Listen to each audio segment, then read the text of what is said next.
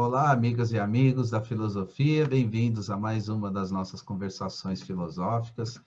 Hoje eu vou conversar com a professora Lauren de Lacerda Nunes, que é professora de filosofia da Unipampa, no Rio Grande do Sul, no campus de São Borja. E ela vem pesquisando há muitos anos o tema da ética na filosofia, né, que é um dos grandes temas da filosofia. E aí tem muitos autores que trabalharam com isso, né? Eu vou perguntar para a Lauren quais esses autores que ela vem estudando, né? Que ela estudou durante a formação dela. Começar com essa pergunta da sua trajetória, como é que esse tema chegou, o que você pesquisou dentro desse campo, né? De pesquisa da ética em filosofia. E muito obrigado pela presença aqui. Boa tarde, Lauren, tudo bom? Boa tarde, Caio, tudo bem? Muito obrigada pelo convite. É um prazer estar aqui contigo nessa tarde no Conversações Filosóficas. Então, acho que você já começou a apresentação. Eu atuo na Universidade Federal do Pampa há aproximadamente 10 anos. Eu já atuei em alguns cursos, né, do campus São Borja, no Rio Grande do Sul. Eu atuei no curso de Ciência Política, eu atuo no curso de Direito e atuo atualmente no curso de Ciências Humanas Licenciatura. Mas cheguei até mesmo a atuar no curso de Serviço Social. Então, sempre levando em conta esse pano de fundo que tu colocaste, que é a minha formação em ética. Acabei direcionando os meus estudos para a área da ética desde o princípio, digamos assim. Eu fiz a minha graduação em filosofia na Universidade Federal de Santa Maria, no Rio Grande do Sul, também, minha terra natal, então acabei ficando por lá e ainda permaneço, né, aqui. E então eu comecei com o estudo da ética através da iniciação científica. Eu sempre gosto de trazer isso, né, para mostrar qual é o percurso, né, que eu fiz dentro de uma área de pesquisa que levou muitos anos, né, para, enfim, eu ter uma pesquisa consolidada de doutorado. Eu tive uma história anterior enquanto aluna de graduação. Então, eu comecei pesquisando o problema ético em John Rawls, considerando o Sistema Único de Saúde. Então, era mais uma pesquisa de ética aplicada. Então, os princípios da justiça como equidade do John Rawls no SUS. E, a partir disso, alguns outros problemas éticos foram surgindo, né, nessa análise mais teórica do sistema.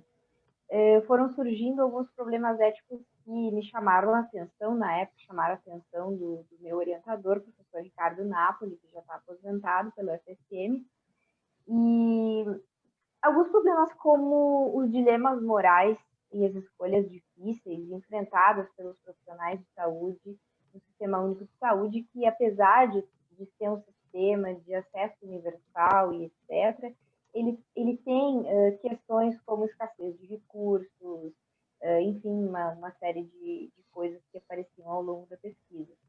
E aí nós acabamos direcionando a nossa pesquisa para o conflito moral, para o conflito de deveres que eventualmente se impunha a esses profissionais. O conflito de deveres é o quê? É quando eu tenho 2 deveres ou mais e eu não vou poder obedecer a todos. Né? Então, eu vou ter que fazer forçosamente uma hierarquização. Então, a partir daí, nós começamos a perceber que algumas escolhas eram muito difíceis para aqueles profissionais. E que critérios, né, do ponto de vista ético, nós poderíamos utilizar para nortear essas escolhas. Então, há uma tendência muito forte em filosofia a se pensar que podemos avaliar esse tipo de escolha quase que de maneira instantânea, deontologicamente, teleologicamente. Vamos para o lado do consequencialismo, vamos para o lado da deontologia, vamos ver aqui se são padrões utilitaristas de escolha, se não são, o que vamos fazer, né?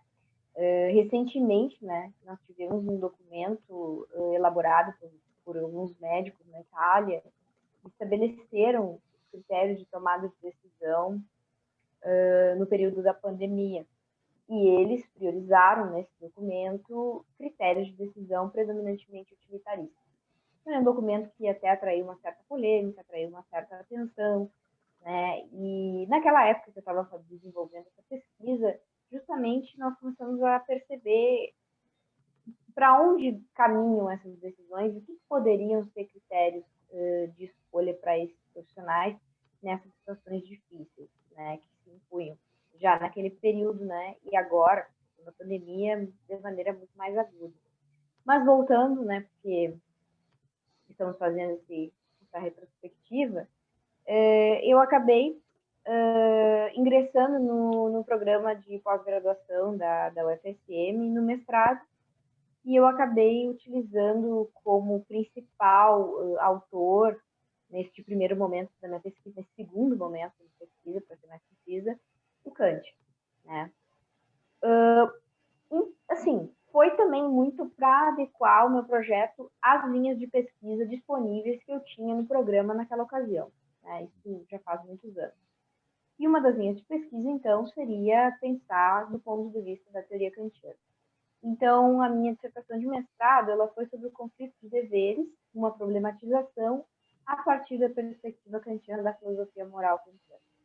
Então, foi muito interessante perceber o quanto essa teoria ela é rica, né? Ela se presta para essa análise, muito embora o que tenha sido revelado na época é que o Kant ele não se debruça muito na questão do conflito de deveres. Ele vai, assim, ele faz uma menção a isso na Metafísica dos Costumes, né, que é um livro tardio dele, né, da doutrina da virtude e tal. Então, ali ele faz uma menção. Mas aí eu realizei toda uma análise, né, de como que o Kant encararia essas decisões, enfim. Né? E, posteriormente, o que acabou acontecendo, né, nesse meu caminho é que eu preferi utilizar, eu esgotei, digamos assim, a minha interpretação a respeito da leitura kantiana, e eu preferi utilizar outros autores que me ofereciam uma leitura que eu achava que era melhor para os dilemas morais, que era uma leitura mais, é uma palavra assim, eu acho que tem alguma questão de tradução aí, mas foi a palavra que eu achei mais adequada na época, experiencialista, né? Eu queria uma leitura que não fosse tão no plano do a priori, que é o que o Kant nos oferece, né? Um plano do universalismo, de uma ética universal, que tem seus méritos, mas no momento que nós estamos analisando dilema morais, ela, para mim, ela se esgotou e eu precisei de uma leitura que considerasse as coisas do ponto de vista mais pragmático, mais, enfim. E aí eu acabei com autores como Bernard Williams, Christopher Gons, que são... o Christopher Gons é norte-americano e o Bernard Williams ele é inglês. Então, isso também acabou me conduzindo para um doutorado sanduíche na Universidade de Oxford. Né? Eu fui indo assim por esse caminho. Então, para você ter uma ideia do caminho que eu fui, né, foi o Christopher Gons, ele tem um livro que é só em língua inglesa, mas em tradução livre minha, se chama Inocência Perdida, né? Que é onde ele diz assim, olha, ao se analisar decisões difíceis, determinados dilemas morais vão ter uma característica mais trágica, uma característica mais complicada para o agente, ele traz esse conceito da inocência perdida. Vai ter um custo. Essa hierarquização de deveres em escolhas muito difíceis, ela vai ter um custo, e é um custo bem alto para o agente. Né? Então, ele diz assim, existem situações morais que geram erros inevitáveis. Né? Então, a inocência perdida, você vai cometer um erro inevitavelmente. Essa é a visão do Gons. Então, a partir daí eu comecei a pensar, nossa, eu preciso então mergulhar nesse mundo não tão kantiano, digamos assim, do sentimento, né? Como que o agente se sente depois da escolha, como que a gente pode pensar isso depois. E o grande exemplo que geralmente norteia esses filósofos quando analisam as questões é da escolha de Sofia. A escolha de Sofia, para quem não conhece, não sei se conhece, Kai, desculpa, daí vou me repetir, ele é um livro, primeiro ele foi um livro de William Styron e ele virou um filme, né, bem aclamado, com Meryl Streep, enfim, né, e é sobre uma...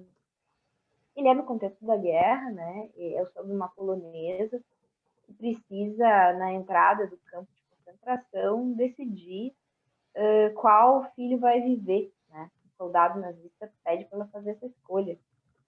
E ela tem um menino e uma menina. E ela escolhe deixar o menino vivo, né? E enviar a menina para a morte, né? Para a câmara de gás. E o que acontece, né? Ao longo do livro, Sofia vai tentando revelar para a gente por que ela escolheu preservar a vida do filho e não poupar a filha.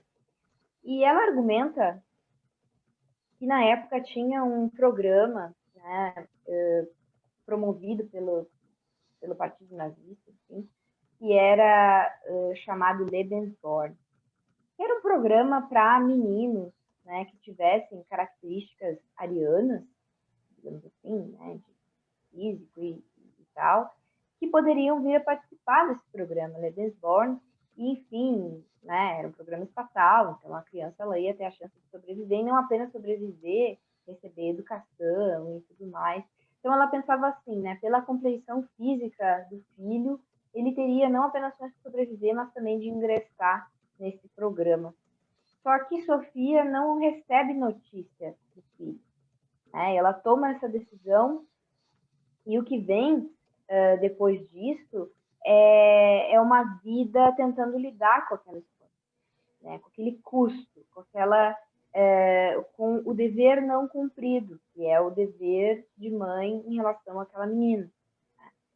E o livro todo ele é narrado por um personagem que é muito interessante, que é digamos assim, aspirante a escritor, que conhece Sofia ao acaso e se apaixona por ela. Então ele descreve Sofia de maneira muito romântica, né? Assim, idealizando muito ela, assim, né?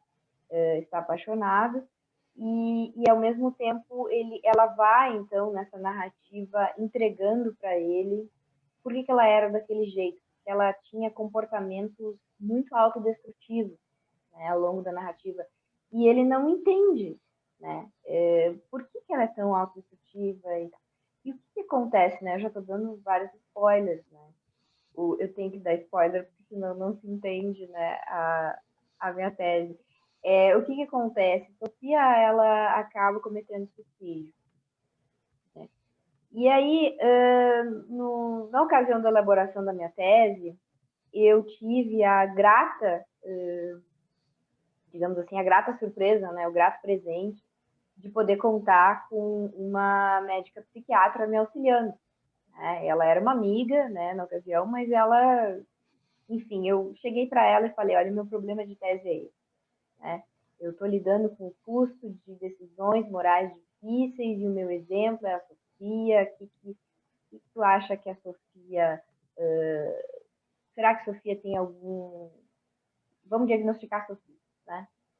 E aí foi interessante, porque conversando com essa psiquiatra e também indo até a literatura, Sofia, inclusive, né, tem registro na literatura de psiquiatria, Sofia ela tem um diagnóstico de transtorno de estresse pós-traumático. Então, você vê assim, ela vem da guerra, tem transtorno de estresse pós-traumático, E aí, o que aconteceu comigo, Caio? Eu acabei, inevitavelmente, tendo que ir para o DSM-5, né? Manual Diagnóstico e Estatístico de Doenças Mentais. Então, eu precisei, porque era o que os meus, né, meus autores estavam usando, a minha amiga psiquiatra que estava auxiliando utilizava, e eu tive que ir lá ler o que ocasionava esse transtorno e tratamento terapêutico. E Sofia, enfim, ela cumpria todos os requisitos do transtorno de estresse pós-traumático, e assim como Sofia, muitos outros ex-combatentes de guerra. né? Aí eu acabei entrando nessa literatura do agente traumatizado. E aí tem um centro nos Estados Unidos, bem grande, e que grande, não sei assim, que extensão, mas assim, ele é bem notório por tratar transtorno de estresse pós-traumático. E esse centro, ele tem uma riqueza muito grande de literatura a respeito disso, né? De estudos de casos de ex-combatentes de guerra, né? Do Afeganistão, do Vietnã. Então, eles têm esse acervo, eles têm essa preocupação muito grande nos Estados Unidos com o transtorno de estresse pós-traumático. E então, o que aconteceu, né? Eu fui vendo assim, olha, isso aqui está muito relacionado com a guerra. Você busca exemplos e você vai parar lá na guerra, no ex-combatente. Só que o que acontece, assim, né? O que eu acabei também descobrindo ao longo, né, do meu trabalho? Que o aspecto moral da decisão, né, quando nós estamos falando de transtorno de estresse pós-traumático, e aí você vai procurar aquilo que predispõe ao transtorno de estresse pós-traumático no DSM, você vai ver ameaça à vida, violência, etc.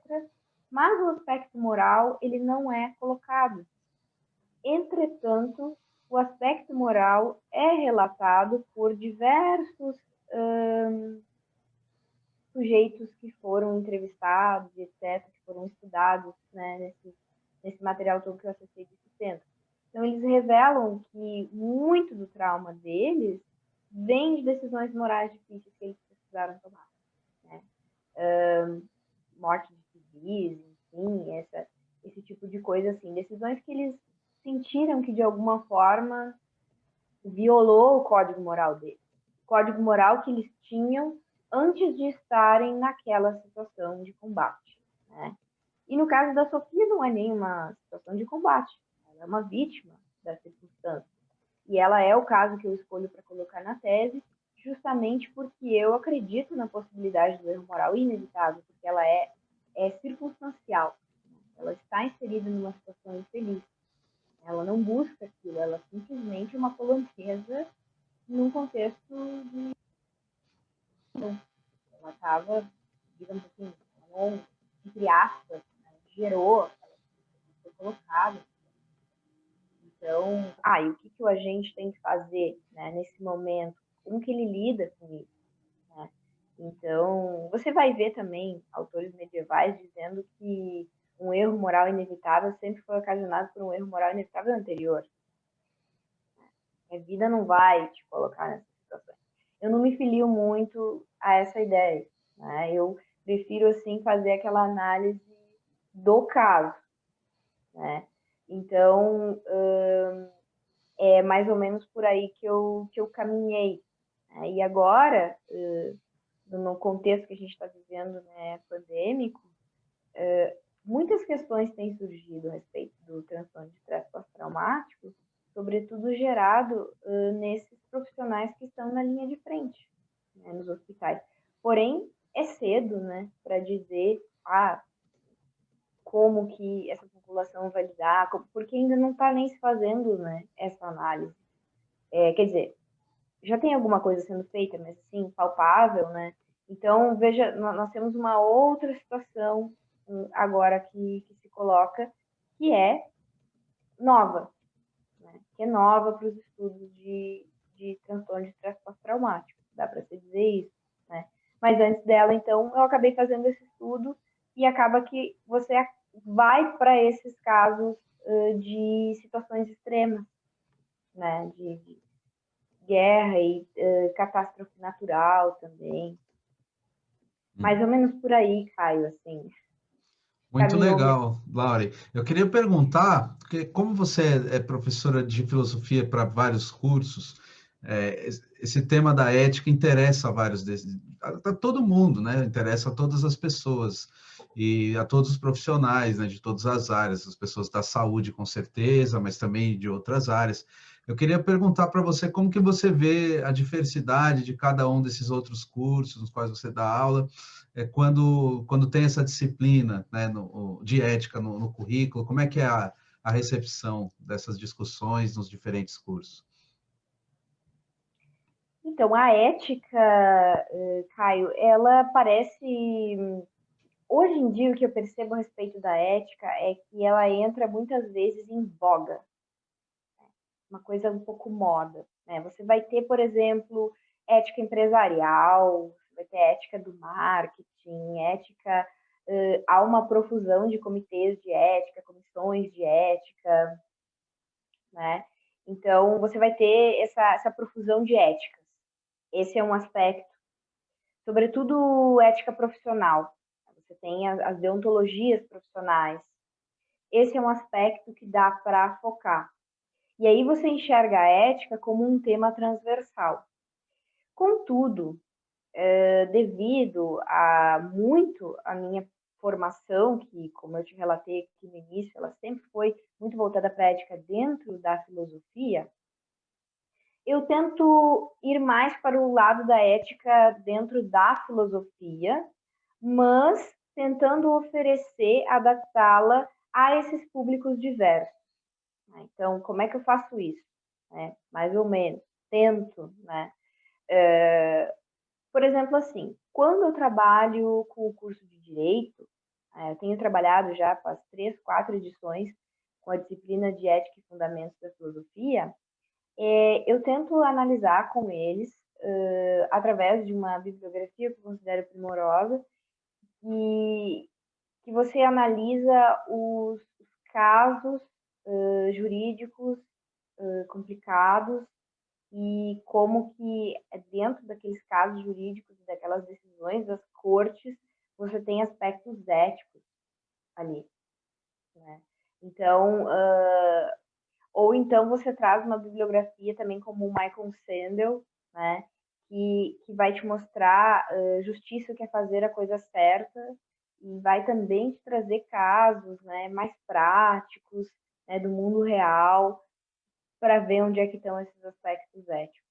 Então, e no curso de Ciências Humanas, eu procuro trazer os aspectos éticos que envolvem a educação, né? Então, por eu ter essa formação, como eu te falei, em ética e dilema, eu acho que sempre tem dilema em tudo que é lugar. Então, você vai ter dilemas na educação, você vai ter dilemas no direito, então você traz esses casos, eles analisam. Aí eles veem que muitas vezes as decisões são embasadas em aspectos éticos explícitos. Né? Olha aqui, você vai ver aqui um padrão de decisão utilitarista, você vai ver um padrão kantiano, né?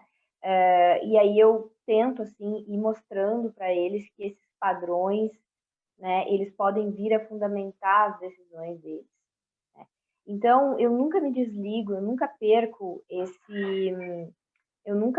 esse foco, Caio, de considerar a ética como filosófica. Eu procuro manter isso, me manter fiel a isso. No entanto, eu adapto as bibliografias para chegar na realidade do aluno, né? Eu tento, assim, fazer o meu máximo para mostrar que a teoria kantiana, por exemplo, ela pode vir a fundamentar uma decisão jurídica, ela pode vir a fundamentar uma decisão na área da educação, de um gestor na área da educação. Eu tento fazer essas adaptações sem perder o foco das teorias éticas, né? Vou chamar assim, de maneira bem geral, né? Teorias éticas, né? Que podem, né, se prestar para várias coisas, né? E também, eventualmente, eu até trabalho, já tive experiência de trabalhar a questão de código de ética profissional, né? Sobretudo, é bem interessante, né? Porque é bem peculiar, mas na área da educação nós não temos código de ética profissional muito explícito, como você vai ter, por exemplo, dos médicos, né? Até mesmo desses conselhos regionais, você vai ter uma deontologia profissional. E o professor, muitas vezes, ele se vê um pouco a ver navios nisso. Mas qual é o meu código de ética? Aí, se ele é servidor público, ele pode ir para o código de ética do servidor público, seja ele do estado, do município, né, ou federal. Mas se ele não é, Aí ele vai se vincular ao conjunto de valores daquela escola em que ele trabalha, e aquela escola pode ter valores religiosos, por exemplo. Então, tudo isso assim eu tento trazer para eles, tá? Mas se espera tanto do professor que ele não tem um código. Como é que nós podemos fazer isso? Então, o que seria um mínimo código? Esse é um exercício que eu tento fazer com eles em sala de aula também, né? Sempre nesse sentido, sabe, Caio? Eu sempre tento manter a ética conectada a essas teorias éticas todas que nós temos na tradição filosófica. E tento fazer, assim, não sei se consigo, mas tento mesmo tornar palatável, né, essas teorias éticas. Então, atualmente, eu tenho, inclusive, uma disciplina no mestrado em políticas públicas, que é ética e políticas públicas. Então, onde eu tento justamente fazer essa conexão com a elaboração de políticas públicas, né? Fundamentos éticos para a elaboração de políticas públicas e até mesmo para a análise de políticas públicas que já são efetivadas. Mais ou menos assim que eu tento. Muito bom, Laura, gostei muito. E eu ia fazer uma outra pergunta, então, mais geral ainda do que essa, que já é bem geral, mas para a nossa vida contemporânea, né, o que você acha que contribui o ensino de ética? Pensando, enfim, a gente está vendo uma crise de vários sentidos do termo crise, né? Ela é uma crise sanitária, uma crise política, uma crise dos costumes, uma crise econômica, então a crise, não falta é crise, né? Como que você pensa enfim, o que a ética tem a contribuir para refletir sobre essas muitas dimensões da crise atual? Então, aí realmente assim, Caia, a tua pergunta ela é bem geral, e aí eu vou ter que ficar um pouquinho específica para tentar responder ela mais precisa. Então, como eu estava dizendo, Caio, a questão, né, de compensar a ética para os desafios contemporâneos. E aí eu gostaria de ser um pouquinho mais específica, né? Porque a ética, ela é pensar o comportamento ético, o que é isso, é muito geral, né? Eu sempre me levo e sempre tento conduzir os alunos no sentido de vamos pensar as teorias éticas e vamos tentar ver no que elas nos auxiliam, no que a tradição nos auxilia. E aí sempre tem aquela frase que eu gosto de usar, que é sobre os ombros dos gigantes, porque as pessoas, elas parecem ter um apego exagerado às próprias opiniões ou assim, arraigado às próprias crenças, e muitas vezes elas não sabem de onde vêm essas crenças ou por que até mesmo elas estão obedecendo isso, né?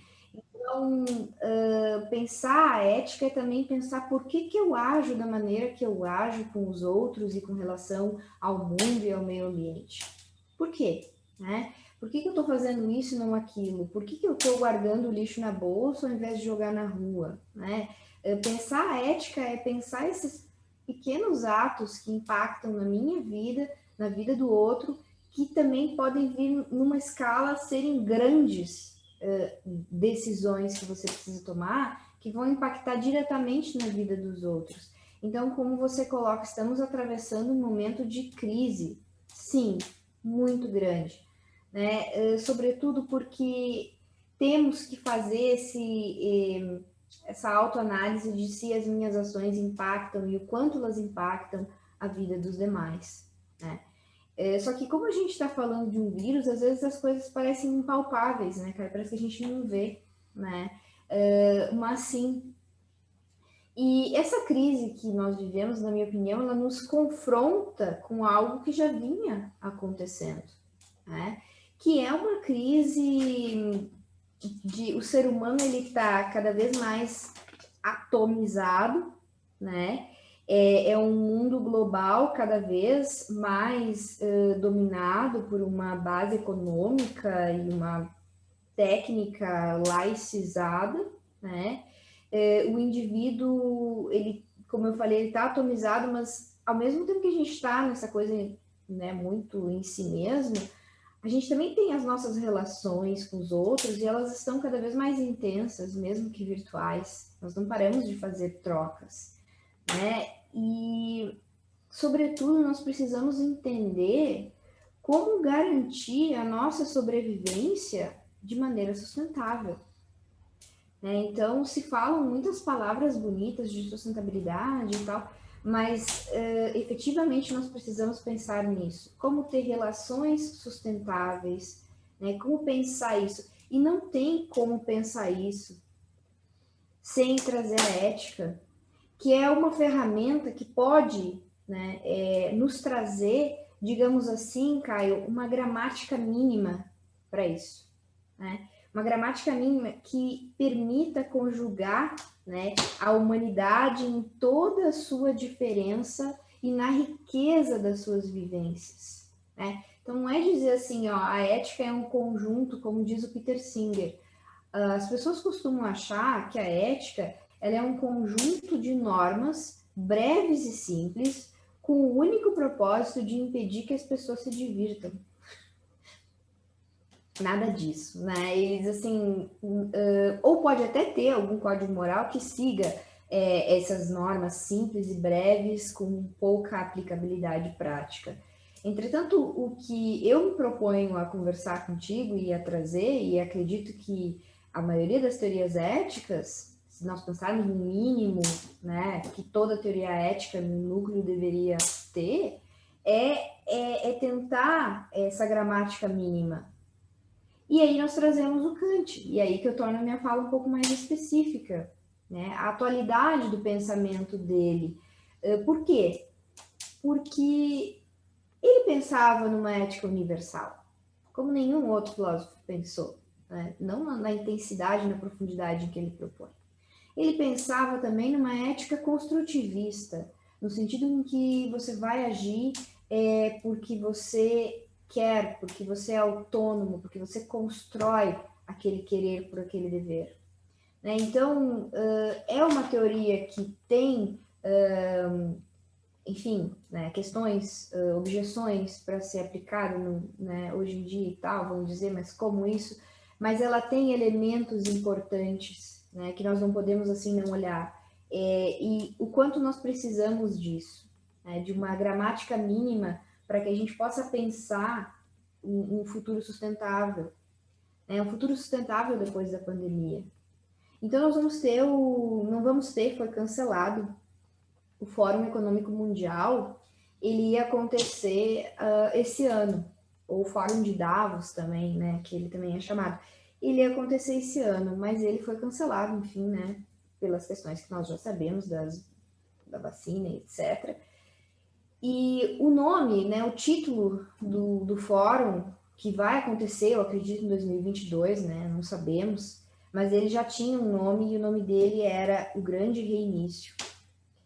Então, é um fórum econômico que nos diz um grande reinício, me parece ser um chamado urgente, né, por uma gramática universal, ética, que possa minimamente achar aquilo que nos une e não aquilo que nos separa, mas considerando as nossas diferenças, porque não significa que nós não possamos ter uma ética cosmopolita, e eu tenho certeza que Kant pensava nesse sentido. É aquilo que nos une, não aquilo que nos separa, considerando, né, as diferenças. Então, quando ele traz a questão da unidade e da solidariedade entre todos os seres humanos, mas abarca a diversidade dos povos nas suas obras mais tardias. Então, ele nos traz essa capacidade de nós termos efetivamente, o que nos une é a humanidade, é a racionalidade, mas para isso nós temos que agir por dever. Não é, digamos assim, a ética kantiana não seria uma saída fácil, né, Caio? Né? Fácil. Ela eu enxergo como uma possibilidade. Mas, ao mesmo tempo, como eu te falei antes, se você observar aquele documento feito pelos médicos italianos a respeito das tomadas de decisão de medicina intensiva, em contexto de escassez de recursos ocasionado pela pandemia, você vai ver que eles acabaram priorizando critérios utilitaristas. Contudo, eles estavam num contexto de emergência, né? Um contexto muito específico. Então, quando você não tem tempo e tem escassez de recursos, é um critério de decisão. E está lá e está exposto, e corajosamente eles expuseram. Eu vou julgar esse critério. Não, eu não estou aqui nessa fala para fazer isso. Mas há esse critério. E, na minha opinião, há necessidade de se pensar um critério universalista para esse futuro, para o que nós temos depois. Há pessoas mais pessimistas que dizem, nossa, mas não vai mudar, não vai... Eu acho que já não está na nossa mão, eu acho que já está mudando, né? E quando a gente vê esse tipo de evento, como o Fórum de Davos, já pensando, olha, precisamos de um grande reinício, significa que precisamos pensar em bases mais universais. Então, é aí que eu penso que a ética entra como essa ferramenta poderosa, né? Uhum. Muito bom, Lauren. Muito obrigado pela sua entrevista, as respostas. Se você quiser dizer mais alguma última coisa antes de encerrar, sempre agradecendo muitíssimo, foi muito esclarecedora. Espero que também para o pessoal que vai assistir esse vídeo aí também tenha sido. Eu que agradeço, Caio. Eu acho que, assim, eu não teria muito mais a acrescentar. Seria mesmo, assim, uma conversa mais informal, assim, que nós tivemos, e para mais jogar questionamentos, né, a respeito da ética e do que nós estamos vivendo, e um pouquinho também das minhas pesquisas, que acabei não aprofundando muito, mas no sentido de nós pensarmos mesmo, né? O food for thought, né? De seguirmos pensando e raciocinando e, quem sabe, traçando novos caminhos. É isso aí, o nosso desafio enquanto, enfim, humanidade, né? Eu acho. E nunca ficou tão claro isso, esse caráter universalista, como você chama, né? Das questões e dessa crise também. Ela atinge indistintamente, né? Os seres humanos, todas as espécies do planeta, a própria existência do planeta, né? Então, muito obrigado mais uma vez, Lauren, e também quem assistiu, agradeço, e não esqueçam de comentar o vídeo, o que vocês acharam, para a gente saber também, continuarmos a conversa, e fiquem ligados nas próximas conversações filosóficas.